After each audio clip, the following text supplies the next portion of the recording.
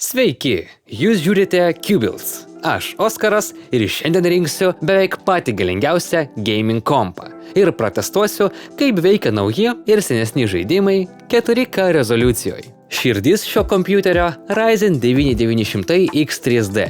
12 branduolių, 24 threadų AMD procesorius. Jis turi 64 MB paprasto L3 kešo ir dar papildomus 64 MB 3DV kešo. Iš viso 128 MB greitos pačiame procesoriuje esančios atminties. Palyginimui, apie 2000 metus toks pat kiekis buvo RAM vidutinio lygio kompiuteryje. Ši atmintis pakelia procesoriaus našumą žaidimuose 10% į viršų. Nors 9900X 3D yra 12 branduolių procesorius, vis dėlto tai ne Intelis. Todėl stres testuose jis vartoja apie 160 W. Taigi 7 termovamzdelių dvigubas bokštinis kūleris Be Quiet Dark Rock Pro 5 bus pilnai pakankamas aušinant šį procą. Motininė plokštė MSI X870 Gaming plus Wi-Fi. Jo 17 VR maitinimo fazių užtenka su atsarga mūsų procui, o PCI Express 5.0 palaikymas leidžia naudoti greičiausius NVMe SSD. Tiesą sakant, radiatorius nėra pats geriausias, kad normaliai ataušinti tokias greitas talpyklas. Tad pasirinkau Western Digital 850 2 TB, 4 kartos NVMe SSD. Su šiuolaikinių žaidimų dydžiais 2 TB jau yra auksinis viduriukas.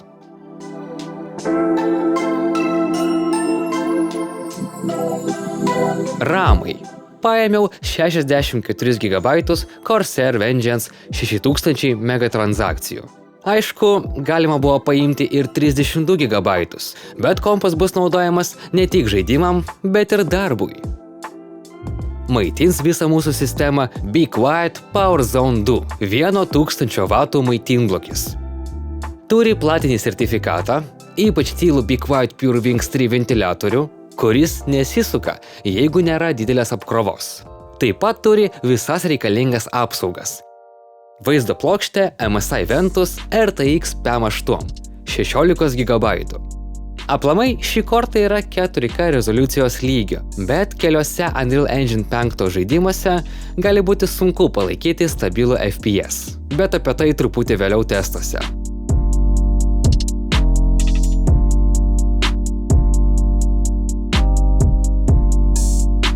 Liko parodyti tik korpusą.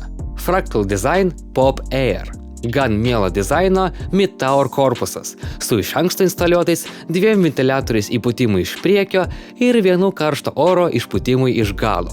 Mūsų šiandienos komponentams vietos tikrai pakanka.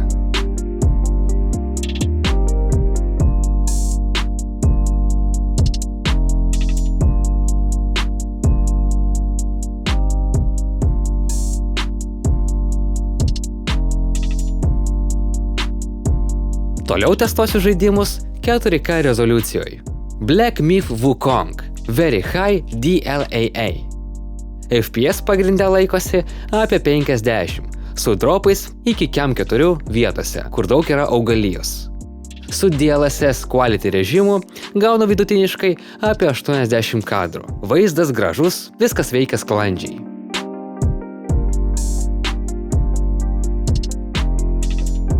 Cyberpunk 2077. Maksimalūs nustatymai DLAA, be ray tracingo.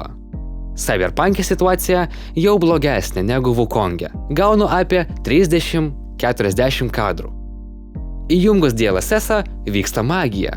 Kadrai pakyla beveik dvigubai, iki maždaug 80.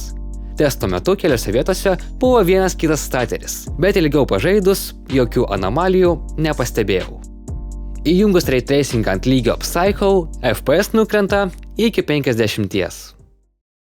Counter-Strike 2 Full HD rezoliucija Very High 8X MSAA. Mūsų mylimam skinų simuliatoriuje gaunu nuo 300 iki 600 FPS.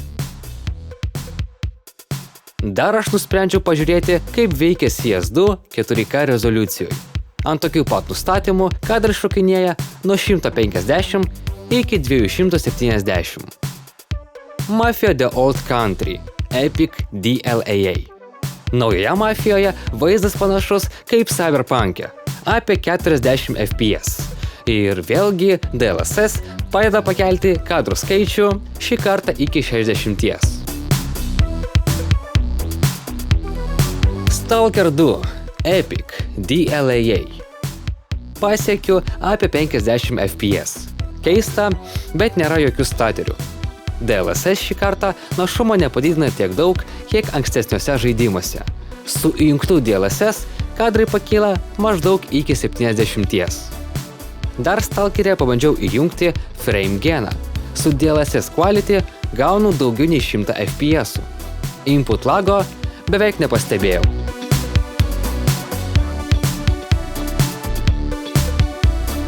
Forza Horizon 5 – maksimalūs nustatymai. Vat ir žaidimas, kuriam nereikia jokių DLSS su frame generatoriais, kad išgauti 100 kadrų. 5 Forza išties iki šiol atrodo labai gerai. Horizon Forbidden West – maksimalūs nustatymai. Kitame Horizone gaunu apie 70–80 FPS. DLSS jungimas pakelia šį skaičių iki 100.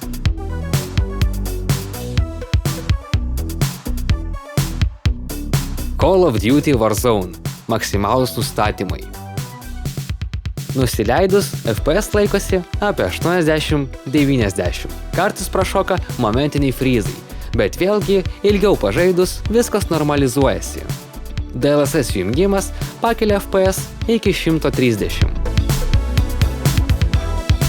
Spider-Man Remastered – maksimalūs nustatymai su ray tracingu. FPS šokinėja nuo 90 iki 100. Žaidimo procesas išties labai sklandus. Iš praktikos žinau, kad skraidant po miestą dažnai būna staterių dėl CPU, bet su šiuo Ryzenu išvis nėra jokių staterių. Ką galiu pasakyti apibendrinant? Žaidimų kūrėjai daug remiasi DLSS ir FrameGen technologijomis. Nieko nebepadarysi, tai mūsų ateitis. Pats buildas gavosi subalansuotas ir pritaikytas tiek žaidimam, tiek komfortiškam darbui.